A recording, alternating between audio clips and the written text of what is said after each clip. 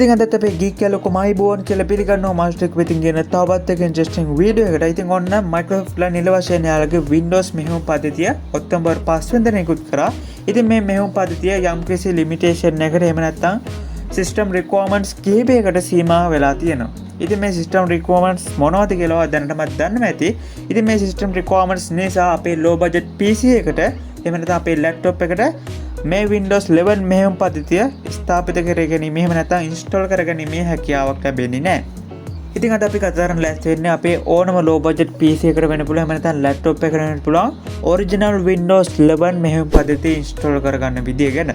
ඉතින් බොහොම සරල method කිහිපයක් පාවිච්චි කරලා ඔයාලට පුළුවන් ඔයාගේ low budget PC එකටත් original Windows 11 මෙහෙයුම් පද්ධතිය install කරන්න. ඉතින් ඔයා මේ වීඩියෝ එක අවසාන වෙනකම් බලන්න. මේ වීඩියෝ එකේ තියෙන විදිහට ඔයාලට පුළුවන් ඔයාගේ කම්පියුටර් එකටත් එහෙම නැත්නම් ඔයාගේ ලැප්ටොප් එකටත් Windows 11 මෙහෙයුම් පද්ධතිය ස්ථාපිත කරන්න. ඉතින් මම දැනටමත් මේ PC එකටත් Windows 11 මෙහෙයුම් පද්ධතිය install කරලා තියෙන්නේ. ඉතින් ඔයාලට මම පෙන්නන්නම් මේ කම්පියුටර් එකේ තියෙන requirements මොනවද කියලා. ඉතින් ඔයාලට බලා ගන්න පුළුවන් Intel Core 2 processor එකක් තියෙනවා. ඒ වගේම 4GB RAM එකක් තියෙනවා. ඉතින් මේකේ graphic card එකක් නැහැ. ඉතින් මේ system එකට මම මේ වෙනකොටත් Windows 11 මෙහෙයුම් පද්ධතිය install කරලා තියෙන්නේ. ඉතින් මම පල්ලා description area එකේ links දෙකක් දාලා තින් ඒ links දෙකෙන් ඔයා පළවෙනි එක click කරන්න. ඒ පළවෙනි link එක click කරාට පස්සේ ඔයාට මෙන්න මේ වගේ interface එකක් බලා ගන්න පුළුවන්. මේ වගේ site එකකට එනවා. මේක තමයි Microsoft ලගේ original Windows 11 download කරගන්න පුළුවන් site එක. ඉතින් මේකේ පල්ලෙහාට ගියාට පස්සේ අපිට මේ වගේ options තුනක් බලා ගන්න පුළුවන්. ඉතින් මේ පළවෙනි option එකෙන් කියන්නේ ඔයාට ඔයාගේ තියෙන Windows එකම Windows 11 වලට update කරගන්න පුළුවන්. හැබැයි එතනදී අර system requirements කතන්දරේ බලපානවා. ඉතින් ඒ වගේම දෙවෙනි option එකෙන් කියන්නේ ඔයාලට පුළුවන් මේ Windows 11 මෙහෙයුම් පද්ධතිය ඔයාගේ pen drive එකට වෙන්න පුළුවන්. එහෙම නැත්නම් ඔයාගේ DVD එකට වෙන්න පුළුවන්. මෙතනින්ම boot කරගන්න පුළුවන්. ඒ වගේම තුන්වෙනි option එකෙන් කියන්නේ ඔයාලට මේ Windows 11 මෙහෙයුම් පද්ධතියේ ISO file එක download කරගන්න පුළුවන්. ඉතින් අපි කරන්නත් ඕන මේ Windows 11 මෙහෙයුම් පද්ධතියේ ISO file එක download කරගන්න එක. ඉතින් මෙතන පහළින් තියෙනවා select download කියලා. මම මේ click කරනවා. මේක click කරලා ඔයාලට පුළුවන් මෙතන Windows 11 කියන එක select කරන්න.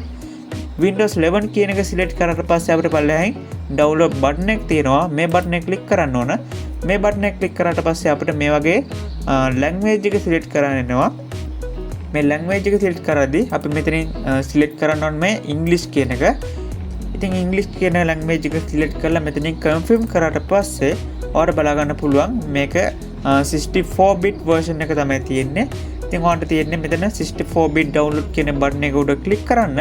මේ button එක උඩ click කරාට පස්සේ ඔයාලට බලා ගන්න පුළුවන් මෙන්න මේ විදිහට අපේ ISO file එක අපේ එහෙම නැත්නම් අපේ Windows 11 ISO file එක මෙන්න මේ විදිහට download වෙන්න පටන් ගන්නවා.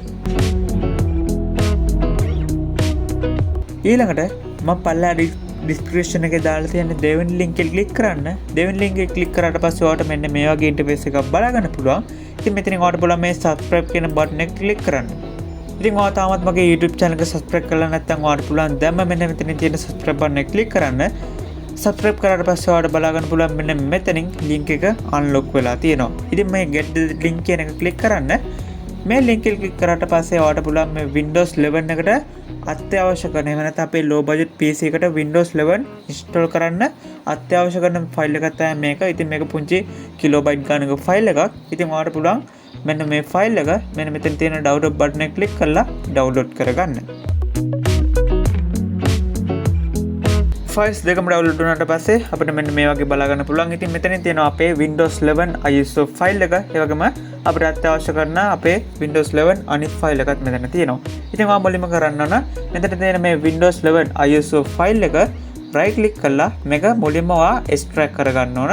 ඉතින් මම මේ විදිහට මේක right click කරලා මේ Windows 11 ෆයිල් එක extract කරගන්නවා.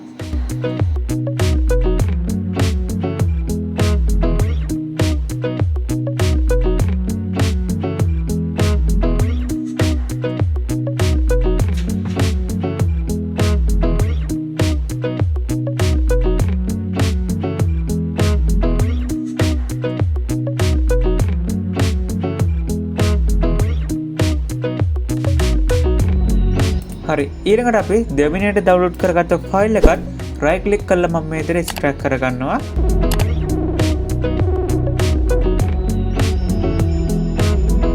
එක්ස්ට්‍රැක්ට් වුණාට පස්සේ අපිට මෙන්න මේ වගේ ෆෝල්ඩර්ස් දෙකක් ක්‍රියේට් වෙනවා බලා ගන්න පුළුවන්. ඉතින් මේ පළවෙනි එකේ තියෙනවා අපේ Windows 11 ISO ෆයිල් එක එක්ස්ට්‍රැක්ට් කරගත්තට පස්සේ ඒකට අදාළ තියෙන setup ෆයිල් එක අපිට මෙතනින් බලා ගන්න පුළුවන්.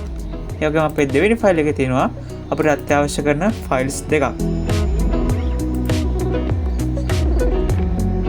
හරි, ඊළඟට ඔය පළවෙනිට කරන්න ඕන වගේ ඉන්ටර්නෙට් කනෙක්ෂන් එක ඩිසේබල් කරන්න. ඩිසේබල් කරගත්තට පස්සේ ඔයාලට මතකද අපි දෙවෙනියට ඩවුන්ලෝඩ් කරගත්ත ෆෝල්ඩර් එකක් ඒ ෆෝල්ඩර් එක ඕපන් කරගන්න. ඒ ෆෝල්ඩර් එක ඕපන් කරගත්තට පස්සේ ඒ ෆෝල්ඩර් එක ඇතුලේ අපිට මෙන්න මේ වගේ ෆයිල්ස් දෙකක් බලා ගන්න පුළුවන්. ඉතින් මේ ෆයිල්ස් දෙක සිලෙක්ට් කරලා මේක කොපි කරගන්න. කොපි කරගෙන අපි ඩවුන්ලෝඩ් කරගත්ත Windows 11 ISO ෆයිල් එක ඇතුළට යන්න.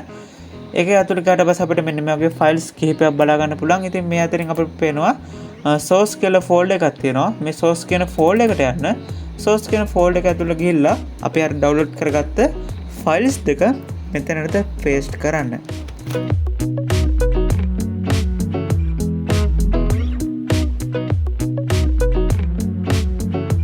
හරි, ඊට පස්සේ අපිට මේකෙන් බැක් වුණාට පස්සේ බලා ගන්න පුළුවන් මෙතන setup ෆයිල් එක තියෙනවා. ඔයාලට පුළුවන් මේ setup ෆයිල් එක ඩබල් ක්ලික් කරලා මෙන්න මේ විදිහට ඕපන් කරගන්න.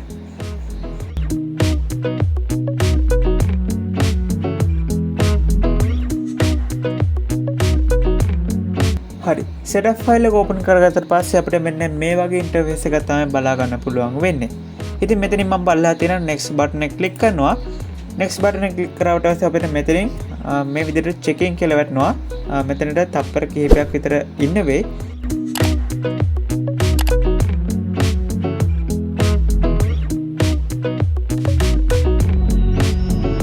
හරි, check වුණාට පස්සේ අපිට මෙන්න මේ වගේ notice එකක් එනවා. ඉතින් මේක පල්ලෙන් අපිට බලා ගන්න පුළුවන් මෙතන accept කියලා තියෙනවා. මේ accept කියන බටන් එක ක්ලික් කරන්න. accept කියන බටන් එක ක්ලික් කරාට පස්සේ ආයෙ මේ විදිහට 100ක් වෙනකම් මෙතන checking වෙනවා. මෙතනත් අපිට තප්පර කිහිපයක් ඉන්න වෙනවා. හරි, check වුණාට පස්සේ ඔයාලට මෙන්න මේ වගේ ඉන්ටර්ෆේස් එක තමයි බලා ගන්න පුළුවන් වෙන්නේ. ඉතින් ඔයාලට මුලින්ම කියන්න ඕන ඔයා මේක ඉන්ස්ටෝල් කරන්න කලින් ඔයාගේ C drive එකේ අඩුම GB 64ක තරම්වත් ඉඩ ප්‍රමාණයක් තියාගන්න. එහෙම නැති වුණොත් ඔයාලට මේක ඉන්ස්ටෝල් කරන්න අමාරු වෙනවා.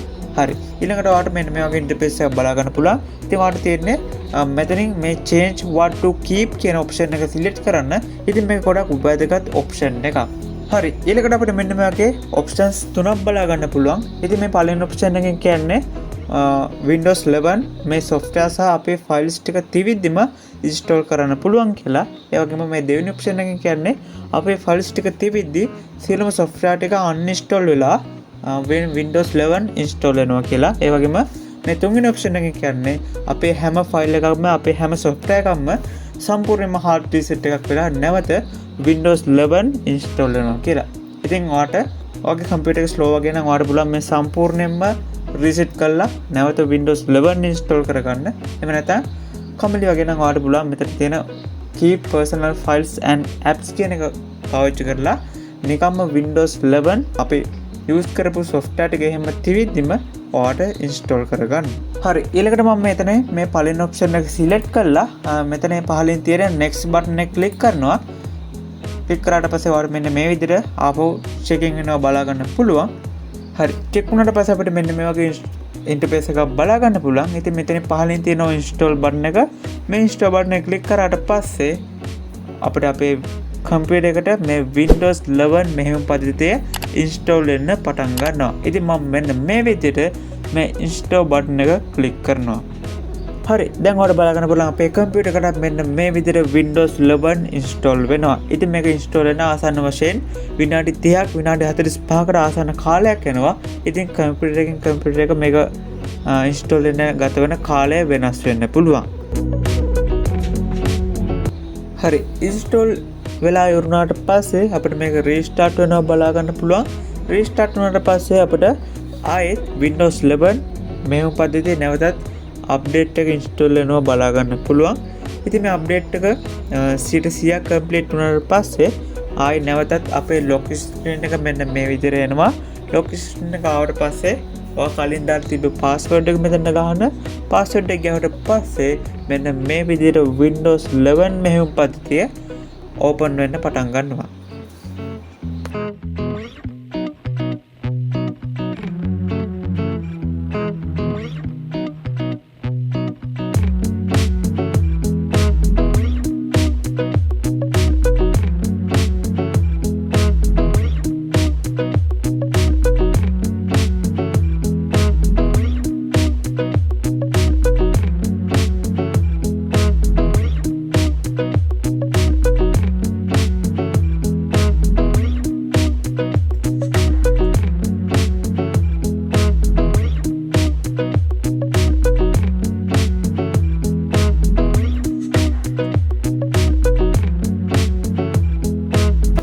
ඉතින් මෙන්න මේ විදිහට තමයි අපේ low budget PC එකටත් original Windows 11 මෙහෙයුම් පද්ධතිය install කරගත්තේ. ඉතින් Windows 10 එකට සාපේක්ෂව ගොඩක් වෙනස්කම් තියෙනවා. ඉතින් මේක ඉන්ටර්ෆේස් එක සම්පූර්ණයෙන්ම වෙනස් වෙලා තියෙනවා. ඉතින් ඔයාලා බලාගන්න පුළුවන් ස්ටාර්ට් එක එන විදියට පවා ගොඩක් වෙනස් ටාස්ක් බාර් එක. ඒ වගේම මේකේ setting පවා setting වල ඉන්ටර්ෆේස් එක පවා ගොඩක්ම වෙනස් වෙලා තියෙනවා. ඉතින් ඒ වගේම ඔයාලට බලා ගන්න පුළුවන් මට මේ වෙනකොට අප්ඩේට්ස් කීපයකුත් ඇවිල්ලා තියෙනවා මේ Windows 11 මෙහෙයුම් පද්ධතිය සඳහා.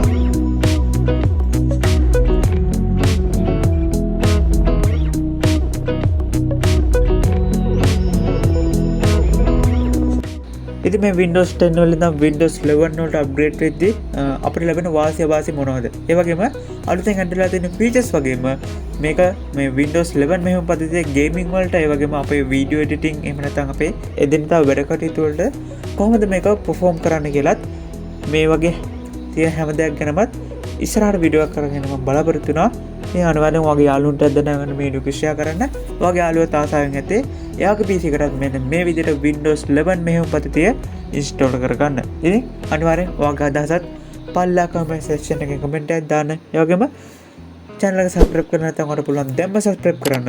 හැමෝම තවත් මේ වගේ interesting වීඩියෝ එකකින්